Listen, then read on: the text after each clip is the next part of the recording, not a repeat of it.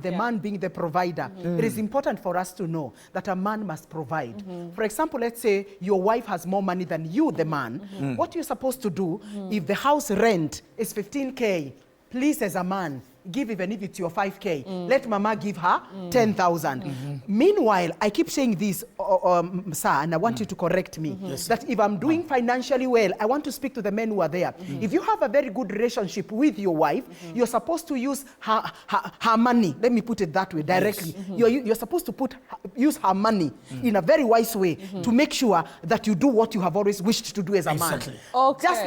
Just like if Ofweneke was my husband, he would make sure that he stabilizes me financially. So equally, if you have a very good relationship as a husband and a wife, the one who is at the top should lift each other, because if you lift your man, you are there when you're down, he will come in for you. But what about what Ofweneke is saying, that the man is the provider? Yes. So what happens in a situation whereby the household, the man earns less or doesn't even have a job, and the woman has everything? So how do you balance that out? This is what I would say, and this is from a man's perspective.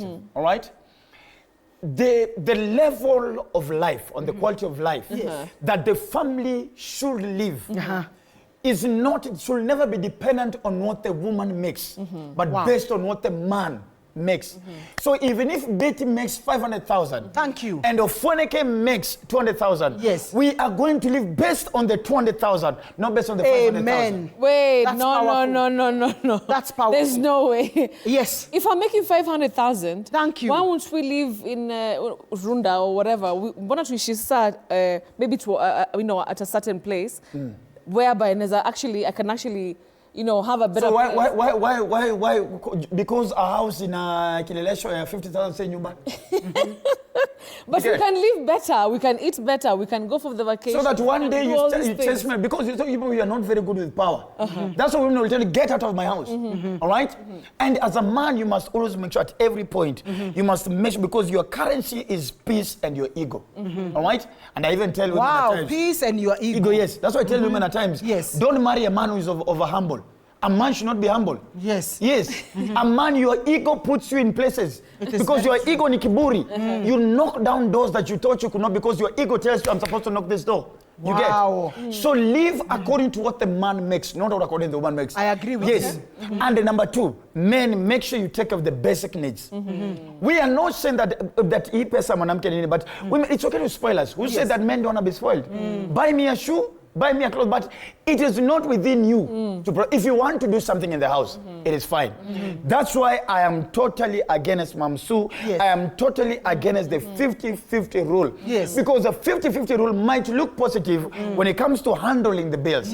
But it is negative when it comes to conflicts. Conflict management. Because if Betty is doing 50%, then that gives Betty 50% of the leadership in the house. That means it is a broad-based marriage. Broad-based. So Betty will tell me, you cannot tell me not to enter the house at 12. I also do what? I also work and bring something in this house. And I pay this rent. So I also do so. Ukisikia rumors, not the actual action. Rumors that I'm cheating. You also go and cheat because you're saying anyway. We are equal partners. And one thing, Aki wanawake nitawambia, may God bless your hearts and He'll give you wisdom. We will never be equal. It is true. The system was preset. You can never change the system. You will die and leave the system the way it was. Unajua